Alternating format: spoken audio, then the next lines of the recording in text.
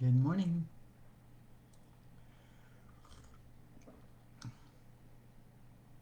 Get some coffee. Good morning, everyone.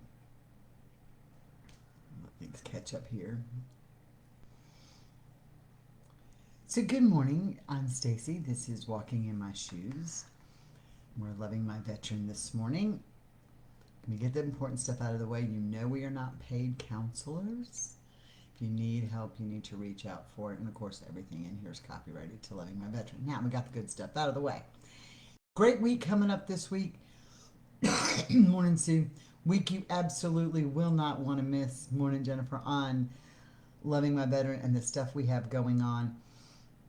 We are super. Good morning, Sarah Kim, and thank you. Sarah Kim has busted her tail getting videos to the YouTube channel. Just need to put that out there.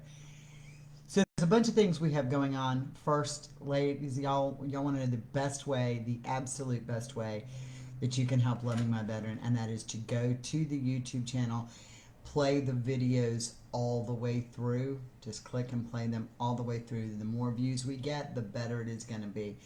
So click, play the videos all the way through.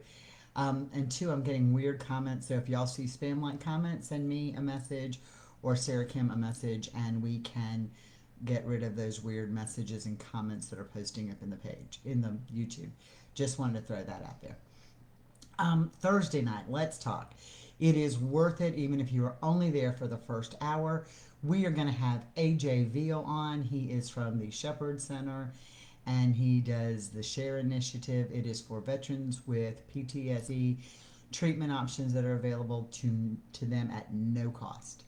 It is an amazing program. It is worth your time. Also, our friends at Behind the Service Podcast will be doing a whole month-long series this month in their podcast on brain injuries. Please check them out on Behind the Service Podcast and listen. They air starting on Wednesdays. They do a new release every Wednesday. It is worth the time to listen to information on brain injuries as well. So, traumatic brain injuries, don't forget Thursday night. I'll get more out on that page. Please share that with everybody. Also, coming up the 29th, we are doing the movie Prescribing Normal. Please get your tickets. There's a link on there to get your tickets. They are $10. That helps them cover the cost of producing that movie. Yes, Jason needs to hear it, even if he hears it, Sarah, from the side view, okay? Um, but Prescribing Normal is going to be fabulous, $10 a piece. And immediately following the screening of the movie, we will have a panel there so you can ask questions. The psychologist is going to be there, a combat veteran myself. Will be able to, good morning, Nakia. We'll be able to answer those questions. So if you do not have your tickets, please get those as well. It is very important. It is a great movie, and there are absolutely no triggers in that movie. We screen anything before we put it out there to our veterans and our families. Morning, Kim. Okay. Today we're going to talk about the $1,000,000 question. Oh, before I get into that, let me just back up a minute. I'm all over the place here this morning. We formed Loving My Veteran because I love my veteran. Okay, I just need everybody to know that because I love my veteran. So I posted it to the page, but what you're going to see is we're going to do hours and create our own boundaries here. So from 9 a.m. to 6 p.m. Monday through Friday, with the exception of the Let's Talk time, those are our basic hours. If you need to message me or talk to me during that time, I can usually respond as long as I'm not in another meeting. I encourage you to set up one-on-ones. One-on-ones are going to be incredibly important. We're going to need to do those if that's what you want. Those are part of our life coaching plan. Again, I'm not your therapist. I'm here to help you set your goals and go through your goals. But that is available, and if they have to be out of that 9 a.m. to 6 p.m. window, as long as they're scheduled in advance, I don't have a problem. But there will be new life coaching contracts to sign. So if you're going to do the one-on-ones, we need to send that over to you just so you can acknowledge it and send it back. Just needed to get that out there, but I need to dedicate some time to loving my veteran and taking care of myself as well.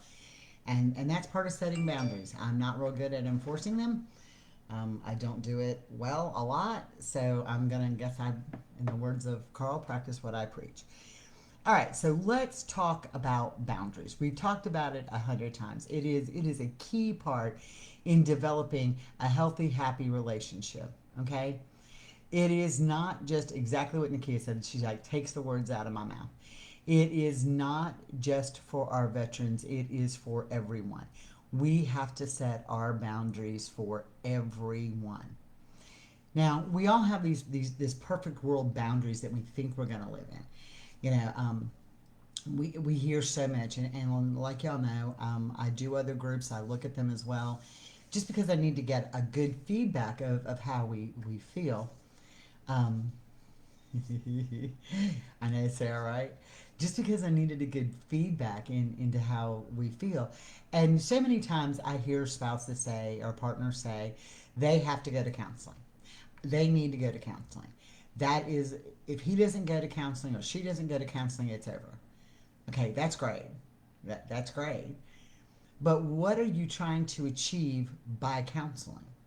What is that boundary that you have that you don't? Good morning, Colleen, from the West Coast, so she is up super early. What is it that you are trying to achieve by getting them in that boundary you create by getting them to go to counseling? What specific behavior needs to be addressed that is crossing your boundary? Just giving somebody a blanket statement, you need to go to counseling, okay? Just somebody saying you need to go to counseling. I know, and I need to talk to you. I will message. Sorry, y'all. I'm like sidestepped here. I need to talk to Ann separately, and I will message you after this because I really want to talk to you about something else. Y'all, Ann is a Gold Star mom, and she is freaking amazing, and in her advocacy as well. But when you go to set your boundaries, what do you hope to gain? If you just say, I want you to go to counseling, okay, that's beautiful. But remember, we all have rights. They have a right to say no. But what is the objective you need to gain? We can sit back and say, I want you to go to counseling because you've got PTSD and I see that you're struggling and I see that it's putting you into depression and I see that it's doing this and I want you to go to counseling. Okay, well, that was all about them, what they need to go to counseling for. What do you in your boundary hope to gain by getting them to go to counseling? Now, if you're specific and you say things like the rage or the anger, okay, in my bubble, we're not doing rage and anger. I'm going to walk away. I'm going to do this. Walk away from the situation. I'm not talking about away from the marriage or the relationship. But if you don't set that boundary and you don't have something specific in that boundary, it means nothing.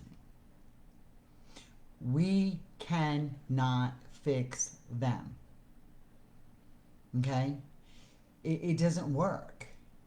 You have to be able to set these boundaries and utilize these boundaries, and for them to go to counseling alone, just exactly like Nakia said, without other instilled factors is not a cure-all. But if they go to counseling because you say, if you don't go to counseling, I'm leaving, all they are doing is filling up a chair, taking up space if they are not active participants, just like us. If we go to therapy because we're told to go, right, and we're not active participants in that therapy, all we're doing is filling up a space. So when you go to create your boundaries, you have to clarify those boundaries. I know drinking is an issue for some, okay? It is not a secret. Y'all know my veteran drinks, okay? That is not a secret. However, in my boundary is you are not going to drink to the point that you are drunk, falling down, staggering, and being mean. That is something him and I worked on. It was between him and I. Okay? It has nothing to do with whether you approve of it or anybody else approves of it. This is what works in our relationship. It is not me settling, it is a boundary. I couldn't go to him and say, I don't want you to drink anymore. I may not want you to drink to the point that you are drunk and jumping out of moving vehicles, and I'm not going to go with you if you are drinking. That's a blanket statement. That is a boundary. Those are things that you set. You can't make them stop drinking if they don't want to. Right? Rage and anger are key things in this life to gain control of. That's the PTSD, TBI. Okay, if they have other things going on, the PTSD and TBI, the therapy won't help. Right? I'm getting there, Sonny. I'm getting there. You have to set your boundaries. Right? Those boundaries are super important. Right? Super important. So I don't tell him he can't drink, but I tell him, here's the boundary we set. When you drink anything, 1 beer, 2 beers, 10 beers, I don't care. When you drink them, you will not drive a vehicle. Not going to happen. I've seen too many people get killed, lose their lives because somebody had been drinking.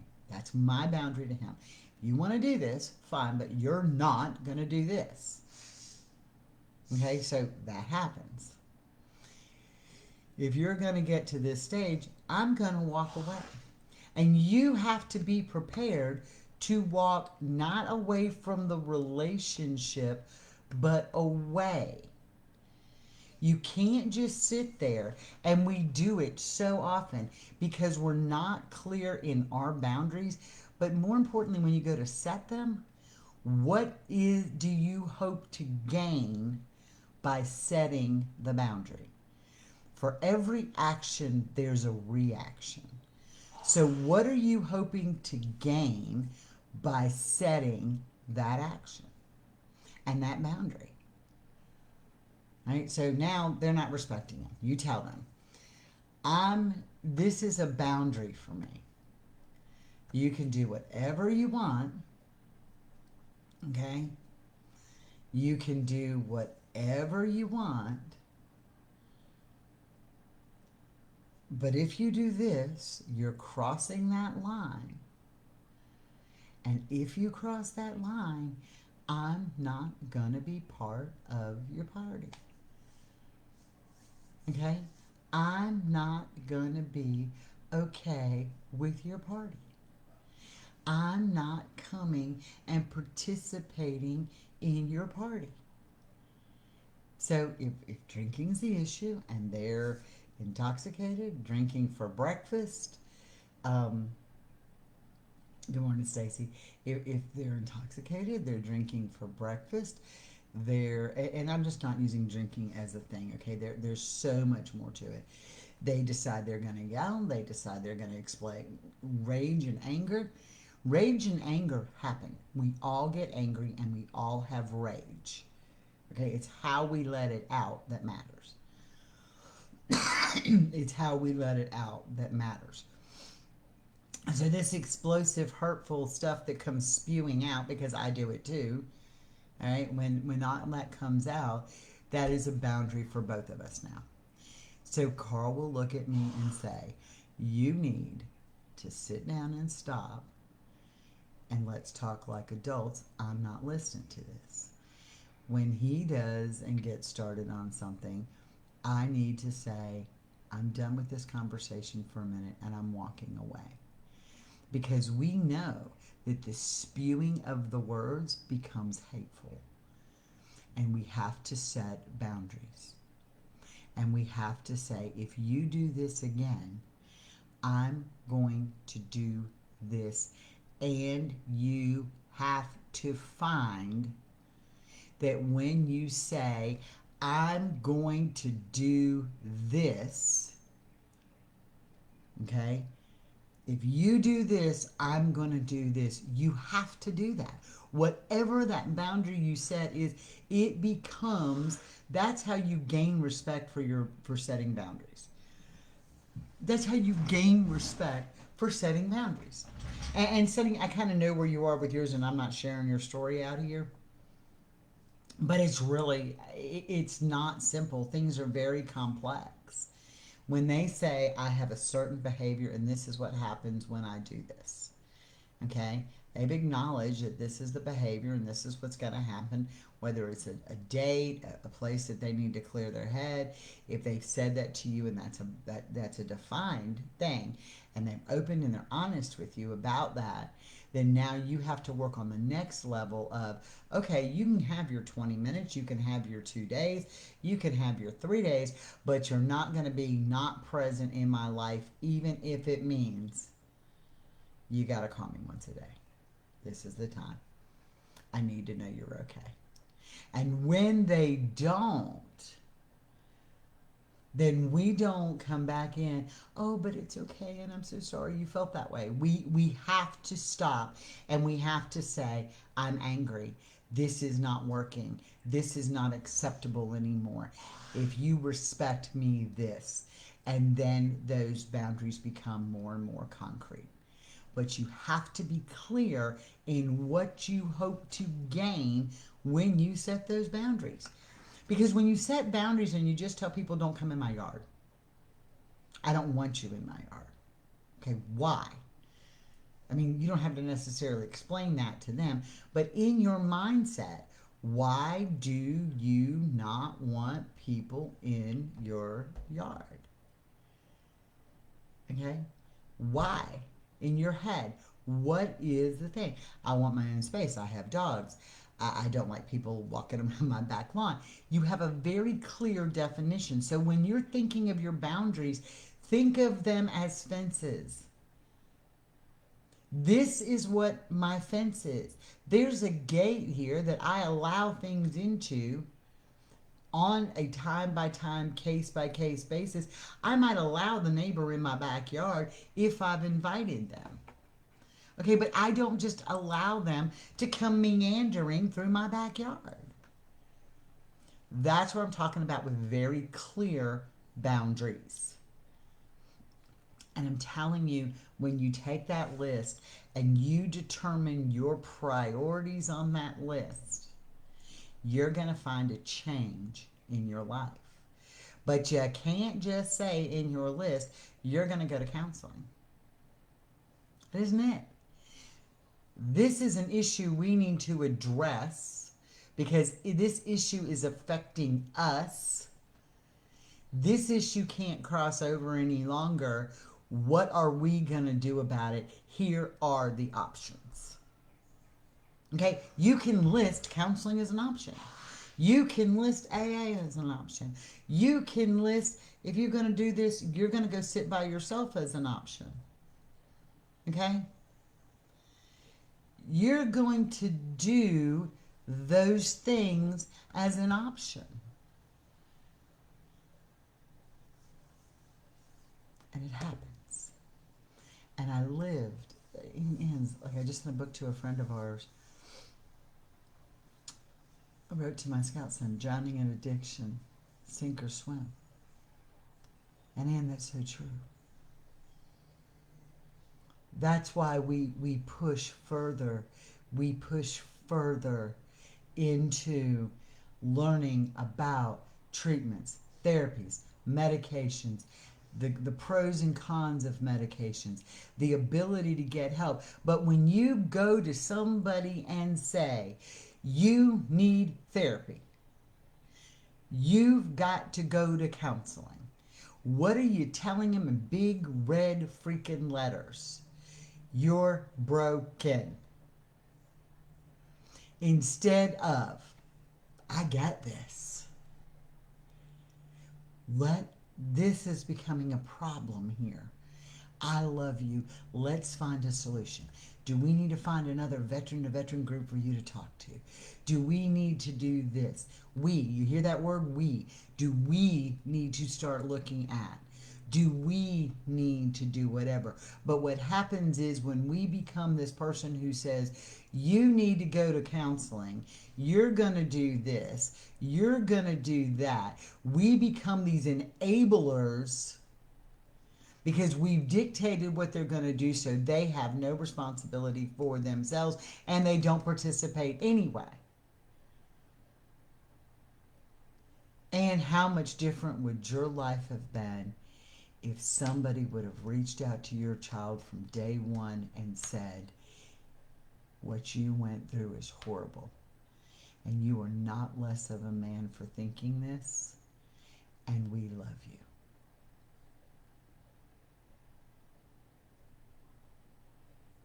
Your life, had somebody have said that, would be so different.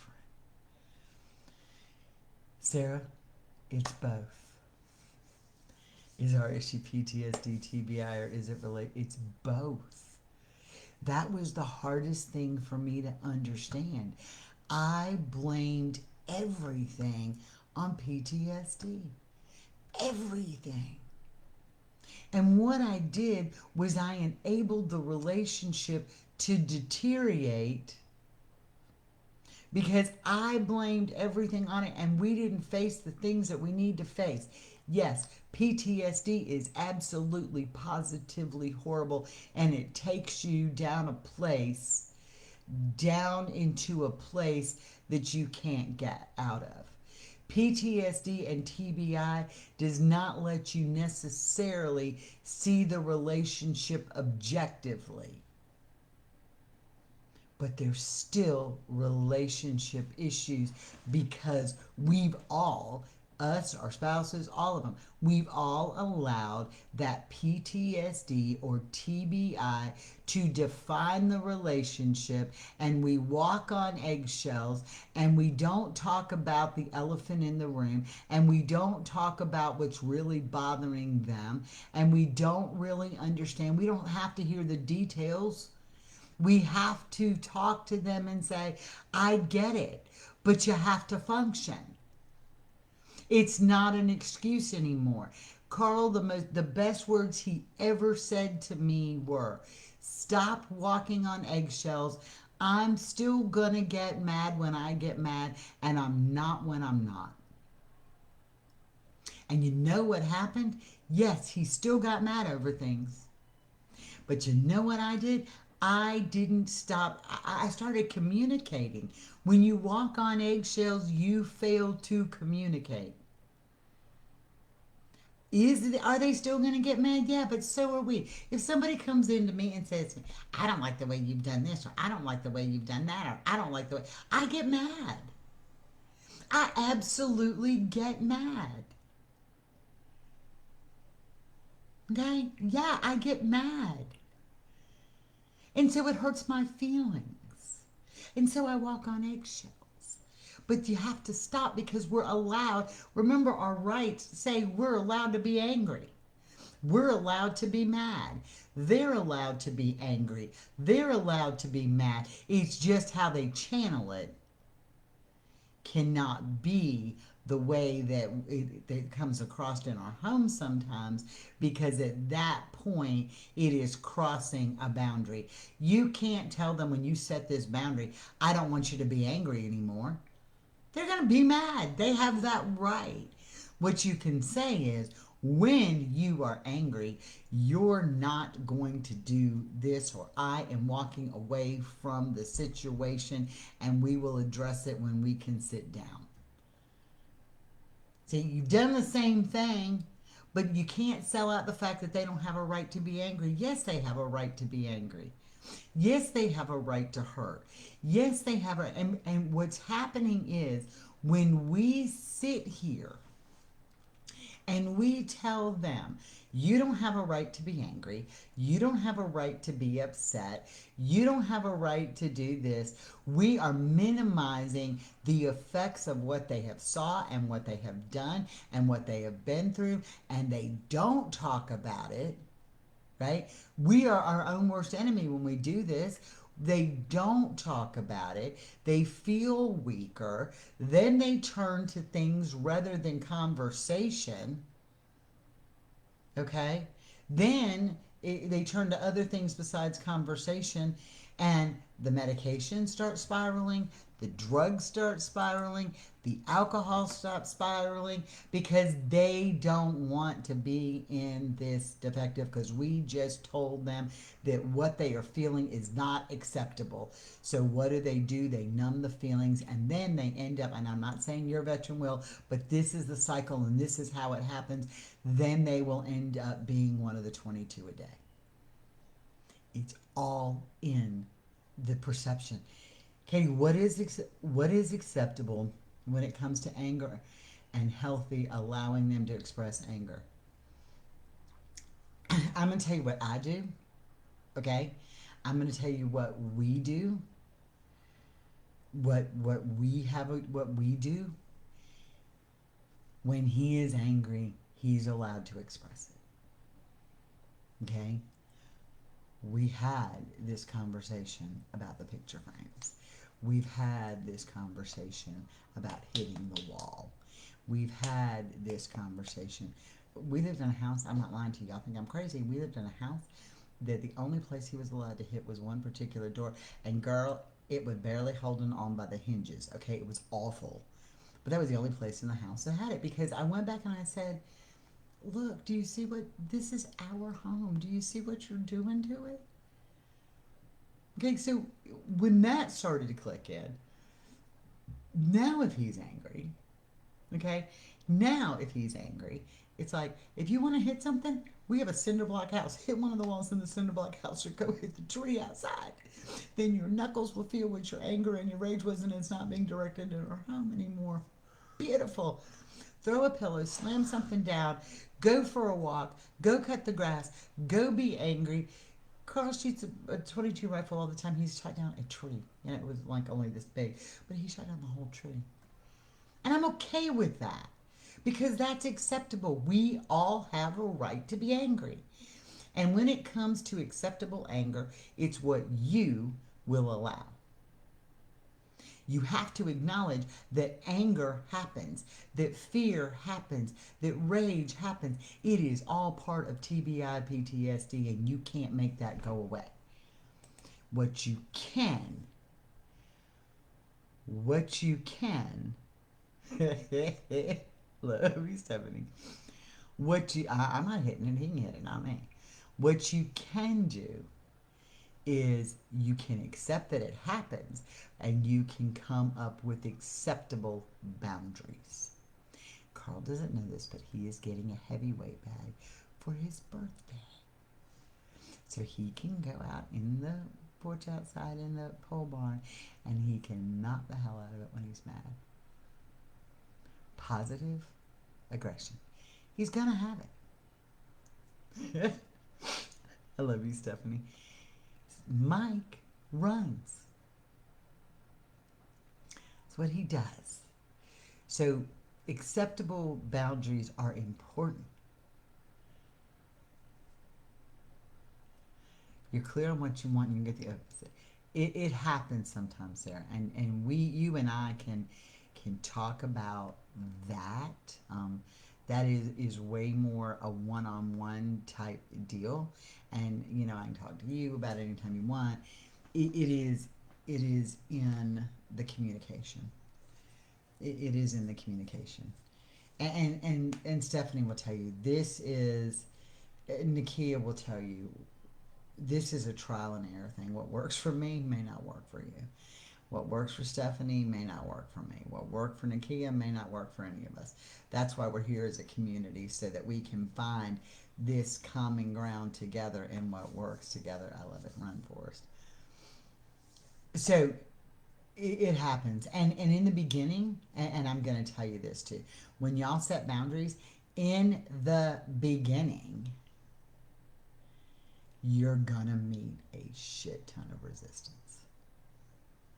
We've allowed them to do this for so long, and I've said this before, the path of least resistance.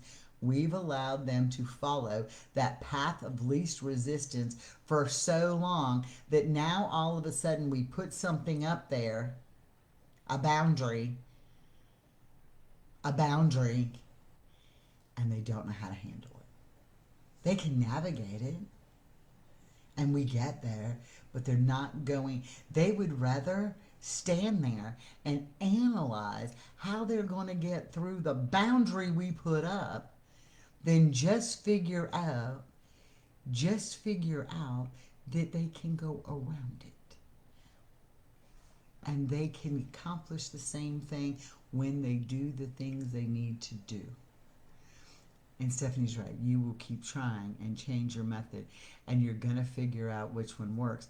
But I will tell you, the key for me to finding out which worked best was learning to change myself. I can't believe I'm saying that. Was learning to change myself.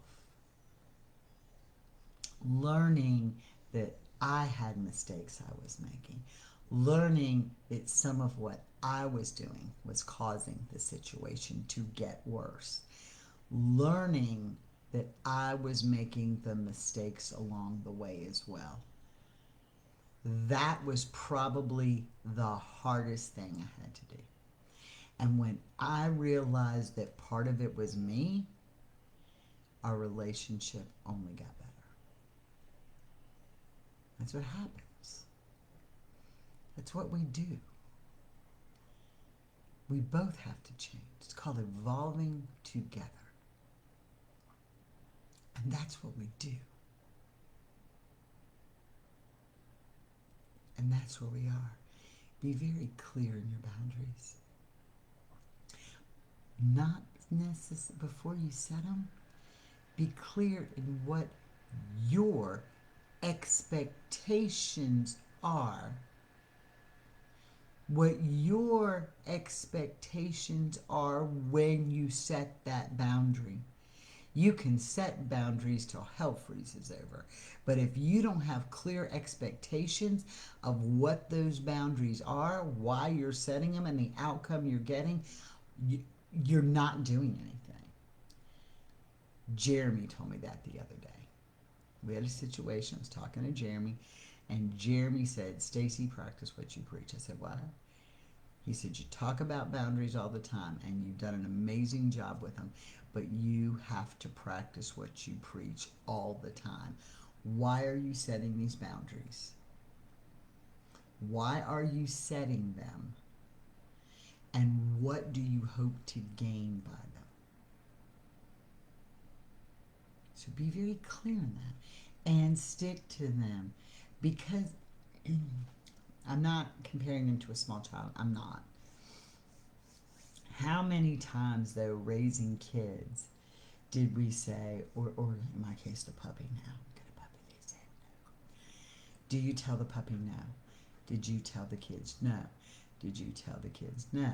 And I can remember watching something on TV that talked about, well, you know, there's these parents that sit down with their children and they're like, "Oh, you know, don't go by the water.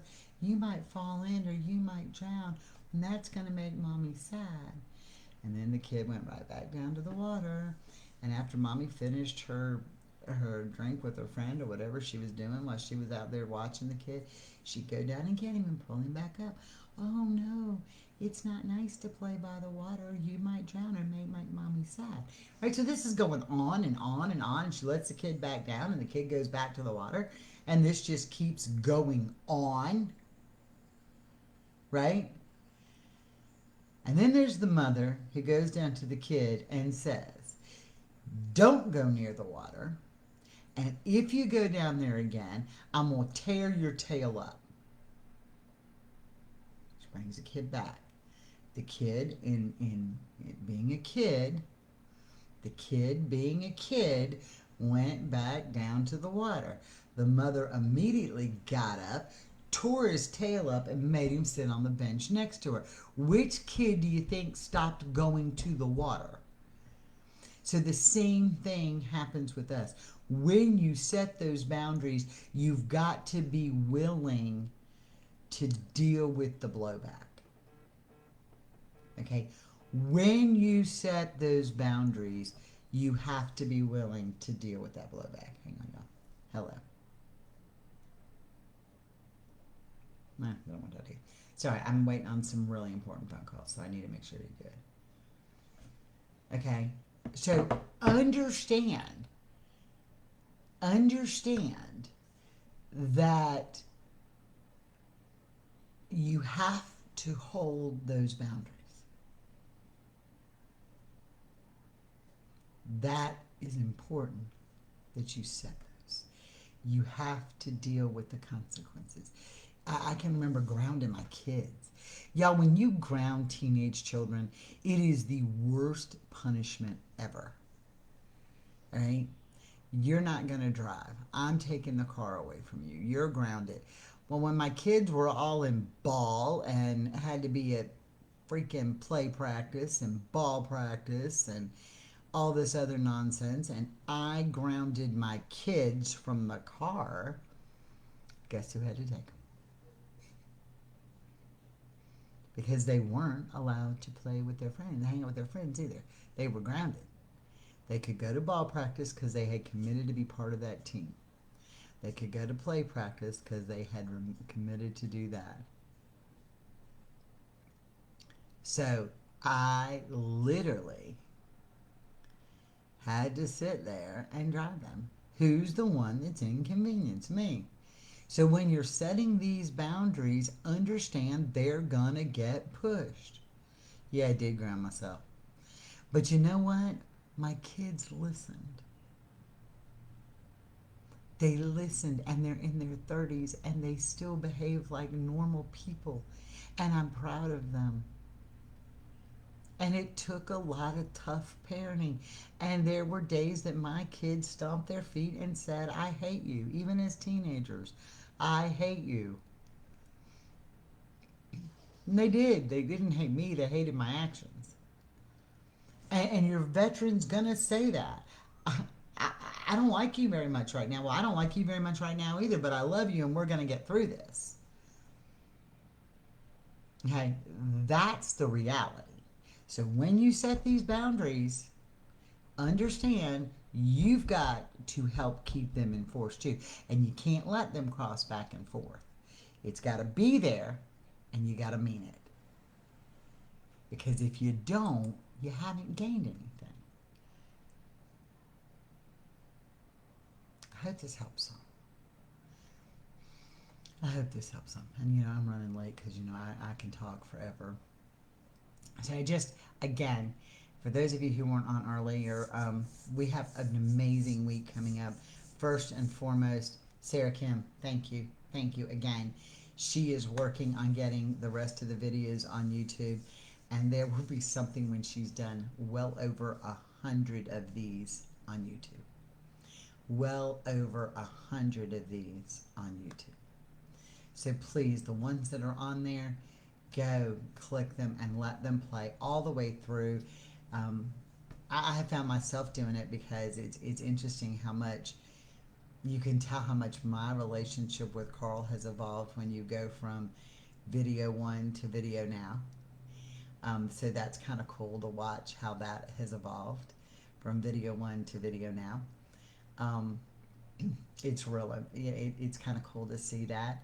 So I do that. You had the new content too. You are the best because I was going to ask.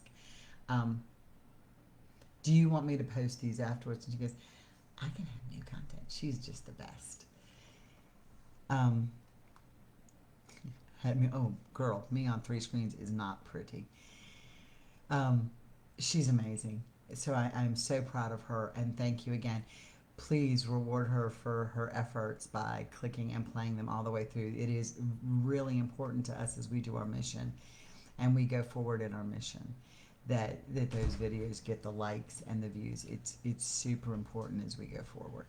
That's the first thing. AJVL, Thursday night, let's talk. Gonna discuss TBIs and an amazing treatment at Shepherd's from the Charity Initiative. Doesn't cost our veterans anything to go through this. It is amazing stuff. They have apartments for them. They're not locked in. Family can go. And it is all paid for. So it is an amazing thing. And they technically do not have to have a TBI diagnosis. just do, um, if you will please do it, Sarah, then you'll handle in all of it because you're the best. Thank you.